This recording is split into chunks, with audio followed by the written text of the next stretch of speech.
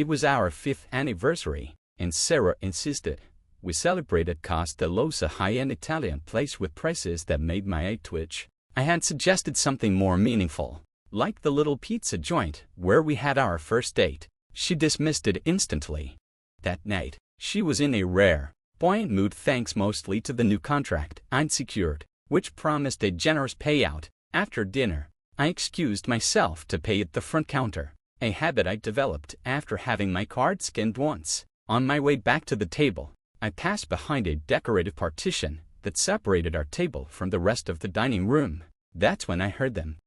Sarah and her Aunt Lisa were deep into their drinks and even deeper into conversation. "Does Jake still think you love him?" Lisa asked, her words slurring slightly. I frowned mid-step, hidden just out of sight.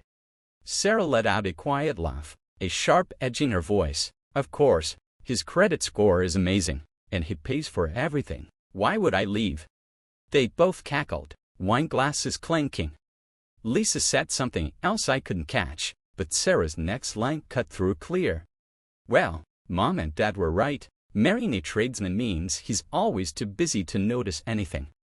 I didn't move. I didn't feel shock. Not exactly. It was more like the final piece of a long, grand puzzle sliding into place. The late-night texts she'd never explain, the distant tone, the subtle digs about my job suddenly, they all made sense. I walked calmly back to the table, sat her down, and finished my drink. Sarah carried on as if nothing had happened, chatting about her day. On the ride home, she noticed I was quiet but didn't seem too concerned. "Tired," I said. "Big project kicking off tomorrow." She nodded, already scrolling through her phone, attention elsewhere. I didn't sleep that night. I stared at the ceiling and made a plan. By morning, I was on the phone with my bank, removing Sarah as an authorized user and flagging potential fraud. Next came calls to my lawyer, my accountant, and my business partner. By dinner, I'd moved half the money from our joint account into mine and Francie the rest. Sarah didn't notice. She followed her usual script: plates, lunch, a bit of shopping.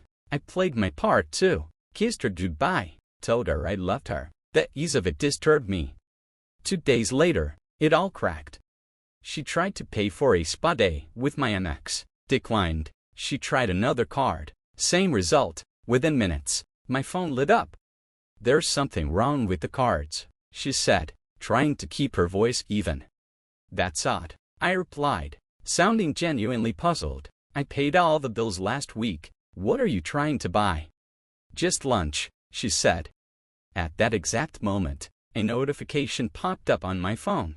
$900, Serenity Spa Lounge. "Can you call the bank?" "I've got meetings all day," I said casually, "but I'll take a look tonight."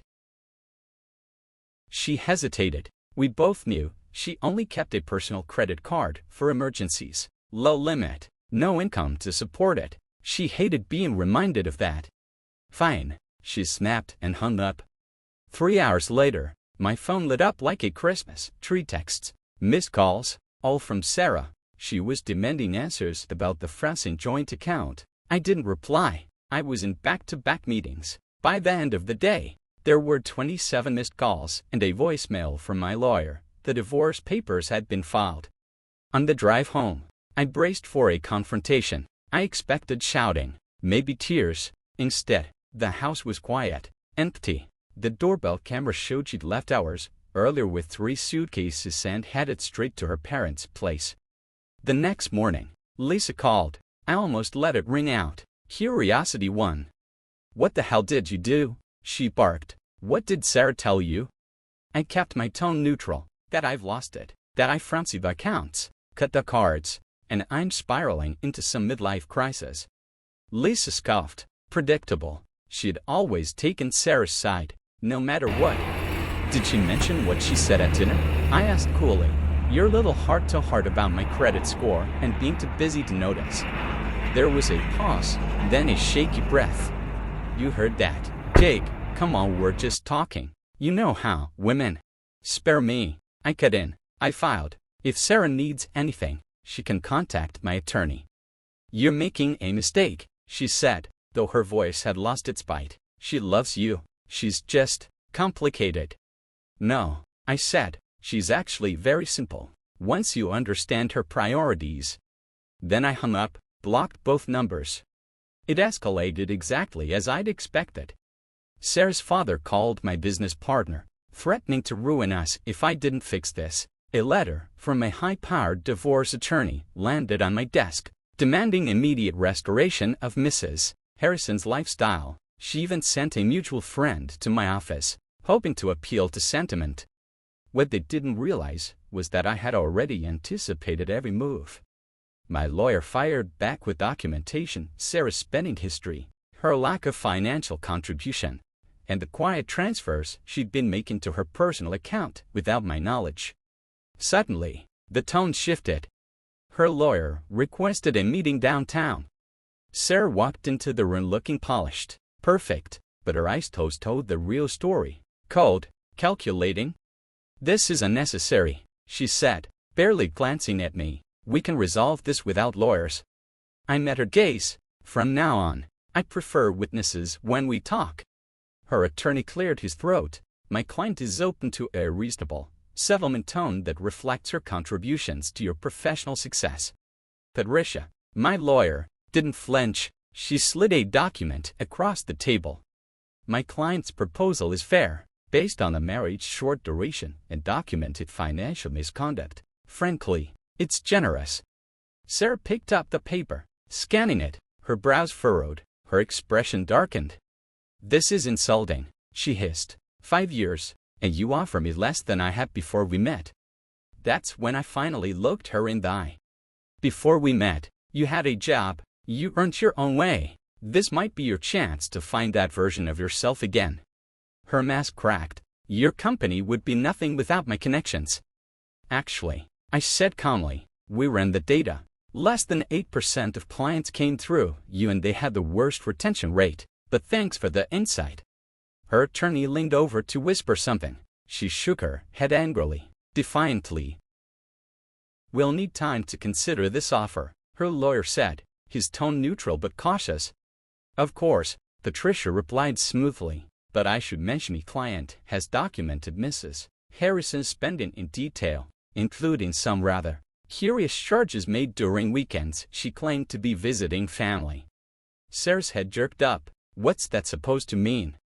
I hadn't told Patricia everything. I didn't need to. She had already noticed the pattern: high-end dinners, hotel charges, boutique purchases all aligned with the weekends Sarah claimed to be out of town. Social media had filled in the blanks, smiling photos, tagged locations, and one too consistent mail presence.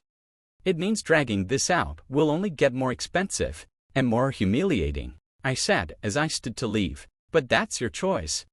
As we turned toward the door, Sarah's voice rang out behind me. "You wouldn't even know the Brightons or the Winstons if it weren't for me. You think you built this on your own." I paused, then turned back to face her. "You know what's funny? I used to give you credit. I really thought you believed in me from the beginning. But now I see it clearly. You treated me like an investment. And your mistake." I gave a small shrug. "You sold too early." 3 weeks later, Sarah signed the agreement. She walked away with less than 15% of our assets, still enough to live comfortably. If she managed it right, I kept the business, the house, and most importantly, my peace. The day after the settlement finalized, I got a text from Lisa from a number I didn't recognize. "You were smarter than the others," she miscalculated. I didn't need clarification. I replied, "No, her real mistake was thinking money was all I cared about." It's been 2 months. The business is stronger than ever. Turns out, clients prefer working with me directly. Less smoke, less theater, more substance. No one misses the curated social circle or the endless events she once insisted were essential for networking. I've heard, through mutual acquaintances, that Sarah's living in her parents' guest house, telling anyone who'll listen that I had a breakdown, that I destroyed a perfect marriage. Maybe it was perfect for her. She got the lifestyle she wanted, the nameplate, the designer bags, the curated Instagram feed. All it cost was pretending to love someone she never truly saw. But Sarah never understood the truth. I didn't build a business by being sentimental or naive. I built it by spotting trends, catching red flags early, and knowing exactly when to cut my losses. Eventually, I applied those same principles to my marriage. I just wish I had done it sooner. Last week, I donated the last of Sarah's belongings to a local women's shelter. As I handed over the final box, the volunteer coordinator Kim asked if I might help with an upcoming fundraiser. They needed someone with planning experience, strategy, structure. We're meeting for coffee next week to talk about it. Nothing extravagant, just two people discussing something real. For the first time in a long while, I'm genuinely looking forward to a conversation that has nothing to do with money, image, or status. Clarity turned out to be the most expensive thing I've ever bought, and worth every single penny.